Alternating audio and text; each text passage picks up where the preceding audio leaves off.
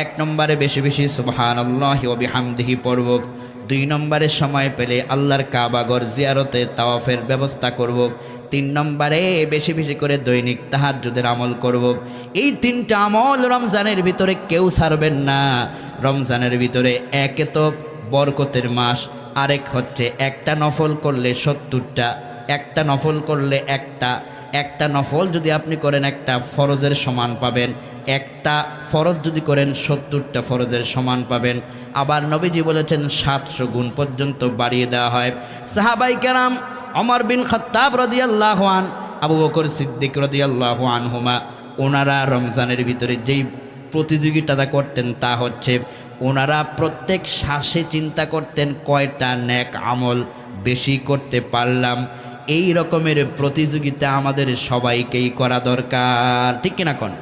আমাদের রমজান যেন প্রত্যেকটা শ্বাসে আমার শ্বাস যাবে, কিন্তু রমজানের কোনো একটা সময় যেন আমল ছাড়া ছুটে না যায়, এটাই হচ্ছে আমাদের প্রতিজ্ঞা।